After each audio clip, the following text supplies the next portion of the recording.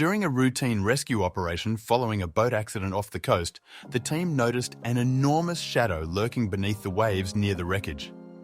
Initially, they assumed it was a common marine animal, attracted by the commotion. However, as they maneuvered closer to secure the area and provide aid to the survivors, the silhouette became clearer, revealing its massive size and unfamiliar shape.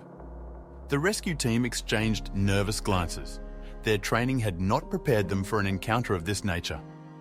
The moment the creature emerged from the depths, the rescuers' initial alarm turned to sheer disbelief, their faces going pale at the sight. "Holy shit, I can't believe this," Captain Jim muttered in disbelief.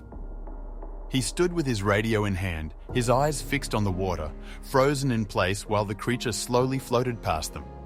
He looked at his crew, but they were all too stunned to speak. "Are we going to catch it?" one of the men asked, a little unsure. But that creature was way too big for their nets. "We're going to need another rescue team," Captain Jim said through the radio. The operator on the other end of the line confusedly asked him why, but Jim had no idea how to explain it. Suddenly, a loud scream was heard from one of the other rescue teams, and they saw a boat flipping over. "Quick! Get those men out of the icy water!" Captain Jim ordered as he steered his boat toward them. His men hurried to the edge of the boat and extended their hands to pull the other men out of the water. "Hunter, here!" he yelled as he threw 3 heating blankets at him. The men were saved, but the creature totally destroyed their boat. All of the rescue workers got the hell out of there after saving the people from the boat accident, hoping no more people would get hurt. As they sailed away, no one took their eyes off the creature, who dove down into the depths again. It was like it was never even there, but the lives of those men were forever changed. Back at shore, everyone spoke of the unbelievable thing they had seen. Everyone knew this was a once-in-a-lifetime experience, but for Captain Jim, it was something way more. Unbeknownst to the others, he had seen the creature before as a little boy when it attacked the boat he was on with his parents. Luckily, no one got hurt back then, but he never forgot about that day. Welcome to Wonderbot Animals. Back then, no one had believed their story. Some people even began to make fun of his family for being attention seekers. He had vowed to find the creature again and prove his family right. And now, after all those years, he finally got the chance to do so. He had no idea what it was yet, but he wasn't scared to find out. As a professional rescue worker, Captain Jim had his fair share of diving experience. It was far from enough to dive into the depths of the creature, but with today's technology, it was now or never. He couldn't do this on his own, though. He needed a team of divers and at least one submarine that could house them all. "I can't believe that creature destroyed my yacht like that," someone suddenly said, waking Captain Jim from his thoughts. It was the owner he had saved from the boat accident. Captain Jim shook the man's hand, and before he knew it, the man had invited him to his house for a drink. "It's the least I can do for the man that saved my life." Like a miracle, the man in question was actually the owner of a big diving company, and so happened to be very interested in finding the creature that had destroyed his yacht. After one drink, Jim's plan started to take form. All he had to do now was find himself a team of men who weren't scared of the ocean's depths. Within a week, everything was set in place for the big operation. Jim had a team of 4 men, including the captain, who came with the submarine. Dean, Francis and Connor had all been present at the rescue mission, so they knew what they were going after. The submarine's captain, Yusin, however, had no idea what the creature looked like. As the submarine sunk into the water, the men tried to explain what they had seen that fateful day, but as Jim had expected, Yusin didn't believe a single word they said. "Just wait and see," Francis chuckled as he shook his head. "There's no way around that monster," he added. Sadly, none of these men knew what they were getting themselves into. The ocean's depths were dark and claustrophobic. Only the submarine's light cut through the darkness as they sailed to the exact spot where they had last seen the creature go under. It was a long shot, but because it was very close to where Jim had seen the creature as a little boy, he had high hopes that it would still be around. During the first few days, spirits were high. Captain Yusin had them running drills, but there was still plenty of downtime. They played cards, shared stories, and even had a mini-tournament. It was like one big underwater camping trip, with Dean being crowned the card champ. They were a team, ready for anything, or so they thought. But as days passed without a sign of the creature, the cramped space got to everyone. The card games lost their charm, and jokes turned into jabs. Francis and Connor nearly came to blows over a harmless prank. Yusin had to step in more than once, trying to keep the peace. The submarine felt smaller by the minute, tension replacing the initial camaraderie. After a week, the mood shifted when the sonar picked up a large object moving towards them. Everyone rushed to their stations, hearts racing with anticipation. This had to be it, the creature they'd been searching for. The submarine maneuvered closer, the beam of light cutting through the darkness towards the shadow. As they neared, Jim's excitement turned to dismay. The creature was big, all right, but nothing compared to the Leviathan they had encountered. This one was just a large whale, minding its own business. The team's hopes deflated like a punctured balloon. They had come all this way for a whale, not the monster of the deep they were hunting. Patience was running thin, especially for Yusin, who now openly questioned the mission's viability. "We should head back," he suggested, looking at the weary faces around him. "We've been chasing shadows." The disappointment was palpable, but Jim couldn't let go. He had a personal score to settle, even if the others didn't fully grasp the depth of his resolve. Jim wasn't about to give up, not when he was this close. For him, this hunt was more than just about proving a point. It was for his family, for the years of mockery they endured. He rallied the crew, reminding them of the importance of their mission. "We're here to make history," he said, his determination infectious.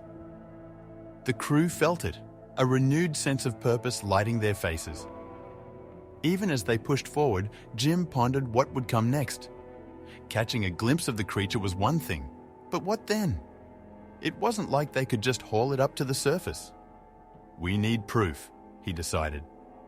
Capturing footage, something tangible that the world had to believe, became their new goal. It was a daunting task, but Jim was ready for the challenge. The calm of their mission was shattered by the sudden blare of an alarm. Panic swept through the submarine as the crew scrambled to check the systems. "What's happening?" was the question bouncing off the walls. It took them a moment, but they found the culprit. The oxygen levels were dropping dangerously low. The realization hit them hard. They needed to act fast if they were to survive. Yusin took control, his voice cutting through the chaos. "We need to surface now," he declared. The idea of aborting their mission, even temporarily, was a tough pill to swallow. But Yusin was right. They needed air. Jim backed him up, knowing well that their lives took precedence. "Do it," he ordered, the weight of leadership heavy on his shoulders. The submarine began its ascent, every second crucial. As the submarine made its way back to the surface, Jim couldn't help but feel frustrated. This was a step back, but a necessary one. "Safety first," he reminded the crew, trying to mask his disappointment. The mission was on hold, but not over. They all knew that once they were back on track, the hunt would continue. Jim's resolve was unshaken, his mind already planning their next move. The moment they opened the hatch, a wave of sunlight hit them. For the first time in weeks, they felt the warm embrace of the sun, filling them with a mix of relief and joy. They took deep breaths, savoring the fresh air. Standing there, they allowed themselves a brief moment of peace, knowing the mission awaited. It was a small break, but a necessary one for what was to come. An hour later, they were ready. The submarine, now filled with fresh air and renewed spirits, began its descent back into the depths. The crew moved with a sense of purpose, checking every system and securing their gear. They knew the stakes and the rare chance they had to uncover the truth. With a final check from Yusin, they were once again submerged, the ocean's darkness enveloping them. As they dove deeper, Yusin started making odd noises, his brow furrowed in confusion. He glanced at the screens, then back at the crew, biting his lip. He seemed to be struggling with whether to share his concerns. The rest of the crew noticed his hesitation, but decided to give him space, trusting his judgment. Yet, the atmosphere grew tense, with each passing minute adding to the mystery. Jim wasn't used to being out of the loop. As a captain himself, he found the silence and secrecy unsettling. Watching Yusin, he felt a mix of frustration and concern. "We should know what's going on," he muttered to Dean, who nodded in agreement. The unknown was a formidable foe, and not knowing what Yusin saw on the sonar made Jim's skin crawl. The need for transparency was never more apparent. "What's that?" Connor suddenly exclaimed, pointing to the sonar. A large blip, unlike anything they had seen before, was making its way towards them.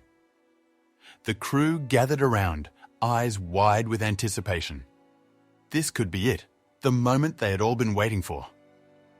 Jim's heart raced as he looked over to Yusin, expecting an answer. But Yusin's expression was unreadable, adding to the mounting tension and curiosity. Yusin's calm amidst the crew's curiosity finally broke. He admitted he'd been hesitant to share his suspicions without certainty. "What we're looking at," he announced as the object came into full view, "is an old military submarine wreckage." His knowledge of its origins, known for durability, only added layers to the mystery. The crew leaned in, eager to understand how such a robust vessel ended up in ruins on the ocean floor. Hovering over the wreckage, the damage was unmistakable. It was clear this wasn't a case of natural sinking. Large dents and tears in the hull suggested a violent end. The crew, silent, took in the sight, each imagining the scenario that led to this fate. The presence of such destruction deep underwater hinted at stories and secrets the ocean held, waiting to be discovered. Jim and Francis didn't waste a moment. Suited up, they plunged into the dark waters, the beam from their lights slicing through the murky depths. Their goal was clear: explore the wreckage, uncover what secrets it might hold. The rest of the crew watched from the submarine, their breaths held as the two divers descended towards the ghostly remains of a once formidable vessel. Through their microphones, Jim and Francis narrated their descent. "The hull's ripped open here," Jim's voice crackled through, like something massive tore through it. Their descriptions painted a vivid picture for those aboard the submarine, hanging on every word. With each detail shared, the crew's imagination ran wild, piecing together the tragic tale of the sunken sub, its story unfolding in real time through the divers' eyes. Despite their eagerness to explore inside, the damage was too extensive. "It's impossible to get in," Francis reported, his disappointment evident. From their position, the submarine seemed to have been guarding the ocean floor for ages. Jim, sharing his thoughts over the microphone, couldn't shake the feeling of stepping into a time capsule, one that held stories far beyond their imagination, yet remained just out of reach. Jim couldn't help but feel a chill as he surveyed the wreckage from the outside. Its battered shell told stories of decades beneath the waves. Algae and coral clung to its sides, a testament to its long tenure on the ocean floor. "Looks like it's been here forever," Jim thought aloud, his voice echoing slightly through his helmet, capturing the eerie sense of time standing still underwater. Curious find just then, Jim noticed Francis signaling him and diving deeper. He had spotted something near the seabed, his movements quick with excitement.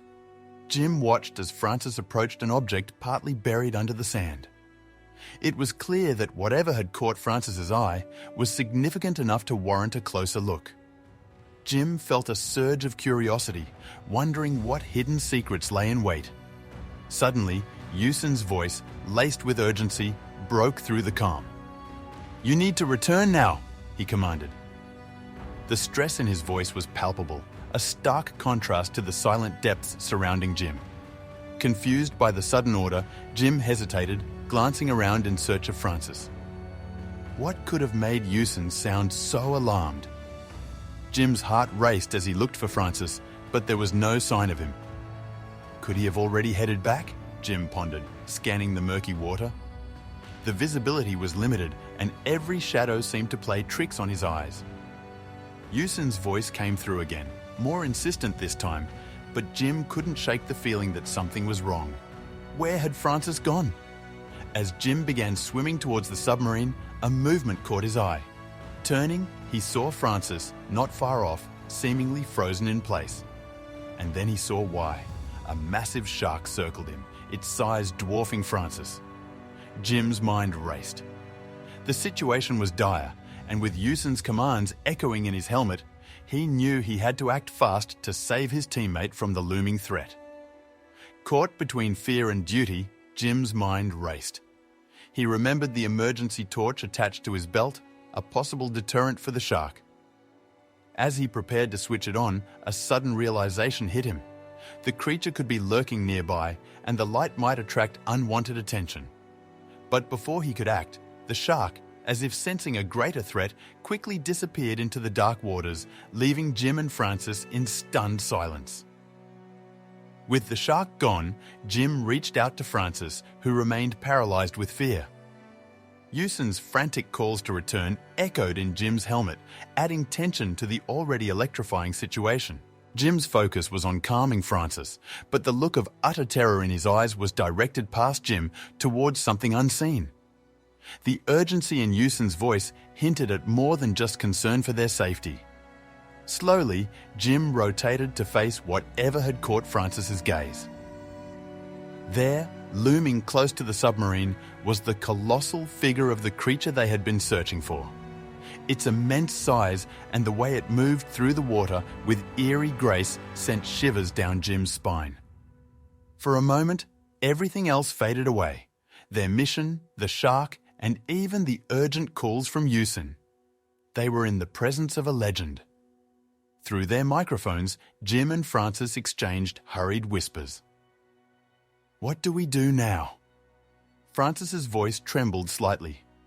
With their oxygen levels dwindling, they faced a dire choice. Stay and potentially capture proof of the creature's existence, or heed Usen's warnings and make their way back to the submarine. The decision weighed heavily on them, each option fraught with its own peril and promise. After a tense discussion, reality set in. They couldn't risk their lives on dwindling oxygen and the unpredictable behavior of the creature. "We have to go back," Jim said finally, his voice steady but filled with disappointment. Francis nodded in agreement, casting one last glance at the magnificent beast before they both turned to swim towards the submarine. They hoped their retreat would go unnoticed by the creature that had captivated and terrorized them. Jim and Francis, their hearts pounding, swam back to their submarine with careful, measured strokes, trying to make as little movement as possible. They hoped the gigantic creature wouldn't notice their retreat. Reaching the submarine felt like a triumph, but their relief was short-lived. They had managed to avoid the creature's gaze, but the tension of what awaited them aboard remained palpable. Before they could even process the scene fully, 2 more officers appeared behind Jim and Francis, handcuffing them without a word. Jim's attempts to explain the situation, to tell them about the massive creature they had just encountered, were met with indifference. The officers moved efficiently as if the arrest of the submarine's crew was just another task to check off their list. The indifference of the military officers was astounding. Outside, the massive creature circled both submarines, now attached to each other, an impossible sight to ignore. Yet, the officers showed no interest in it, focusing solely on securing every member of the crew. It was as if the existence of the creature, so significant to Jim and his team, was of no consequence to their mysterious captors. Despite their situation, Jim couldn't help but glance through the submarine's porthole, catching sight of the creature one last time as it glided through the water. The military's lack of reaction to it hinted at a larger, more complex scenario than they could understand. For now, they were powerless, their fate in the hands of these enigmatic officers as they were led away, the creature's presence looming large in their minds. The military officers led Jim and his crew through the tight corridors of the military submarine, the cold metal echoing their footsteps. They were pushed into a small, dimly lit cell, the door locking behind them with a definitive clang. The reality of their situation settled in as they found themselves trapped, far from the open ocean where they had faced the creature just hours before. Jim attempted to explain their mission, hoping to shed some light on their unexpected encounter with the creature. However, his efforts were met with cold indifference. "Shut up and sit down," one of the officers snapped, cutting off any chance of dialogue. The dismissal stung, leaving Jim and his crew in frustrated silence, their story unheard and their discovery disregarded. In the quiet of the cell, Yusin leaned close to Jim, his voice barely a whisper. "We're not heading back to shore," he murmured, a note of unease in his tone. His observation, based on the submarine's navigation, hinted at a deeper agenda at play, one that veered sharply from their expected return. The crew's unease grew, left to ponder the true destination and purpose of their captors. Amidst their confusion, a sudden shout pierced the silence. "We got it!" echoed through the submarine, followed by the sound of hurried movement. Jim's thoughts immediately raced back to the creature. The military's previous indifference vanished in an instant, replaced by a flurry of activity. It was clear now, the creature was far from ignored. Its significance, perhaps underestimated by Jim and his crew, was now unmistakably apparent. The submarine shuddered violently, the walls groaning under some unseen pressure. Fear gripped Jim and his crew as they exchanged anxious glances, wondering if the creature had found them, intent on revenge. The memory of the wrecked submarine haunted them, the possibility of meeting a similar fate all too real. Were they about to become another forgotten relic of the deep, destroyed by the very marvel they sought to uncover? After what felt like an eternity in the dark, Jim and his crew were finally led out of their cell and off the military submarine. The transition from the dimly lit interiors to the bright sunlight was jarring. As their eyes adjusted, they realized they weren't anywhere familiar. The open sea stretched around them, the shore nowhere in sight, marking the beginning of yet another unforeseen chapter in their adventure. Blinking against the sunlight, the crew found themselves on a vast platform in the middle of the sea, surrounded by military personnel. The confusion was palpable among them. They were clearly not back at shore as they had expected. Questions bubbled up, but the stern faces of the officers around them suggested that answers would not come easily. The next steps were as mysterious as the depths they had just explored. They were ushered into a small, sterile room on the platform where a man in a military uniform awaited. Without a preamble, he presented them with a stack of documents. "You need to sign these NDAs before we can proceed," he stated firmly. The implication was clear. Their return to normalcy hinged on their compliance. The gravity of their situation sank in. They were at the cusp of confronting the reality of their discovery. Reluctantly, each man signed the NDA, the weight of their signatures sealing their fate to silence. Once the documents were collected, the military officer finally spoke, revealing the truth that tethered them to this clandestine meeting. The creature you encountered is part of a top-secret genetic engineering project that escaped from an underwater facility. The revelation was as shocking as it was unbelievable, yet it explained the military's intense interest in their mission. The crew sat in stunned silence, processing the officer's words. The creature that had both terrified and fascinated them was man-made. Its existence no natural mystery, but a product of human ambition gone awry. As they grappled with this new knowledge, the submarine's earlier tremors haunted them, a stark reminder of the power and danger the creature represented. Their adventure had taken a turn into the realms of the unimaginable, far beyond any simple maritime exploration. After the revelations and the signing of NDAs, Jim and his crew were transported back to shore, each lost in their own thoughts. For Jim, the journey was bittersweet. The knowledge of the creature's existence, coupled with the inability to share it with the world, weighed heavily on him. The sea, once a place of endless discovery, now held a secret he was sworn to keep, changing his relationship with it forever.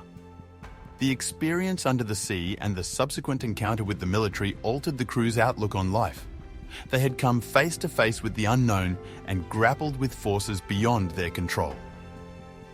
This shared journey left a permanent mark on their souls, reshaping their understanding of the world and their place within it.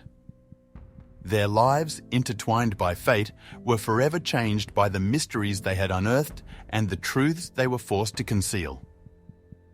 The bond formed in the depths of the ocean was unlike any other, yet upon their return, the crew dispersed, carrying their shared secret silently with them.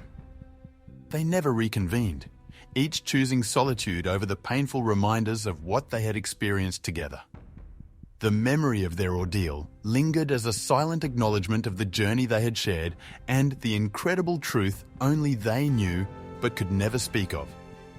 The adventure's conclusion propelled Jim into a new direction. Resigning from his role as a captain, he pursued a career as a professional diver. The sea's mysteries, despite the shadows cast by his recent experiences, continued to beckon him. The thrill of the unknown depths and the call of the untamed waters offered him a sense of freedom and a constant reminder of the marvels and dangers hidden beneath the waves. The creature, a testament to human curiosity and its consequences, vanished as suddenly as it had appeared. Whether it was recaptured by the military or met another fate remained a mystery, one that would linger in the minds of Jim and his crew. The sea's depths held their secrets well, and for those who had come so close to one of its greatest enigmas, the unanswered questions were a silent, constant companion in their lives.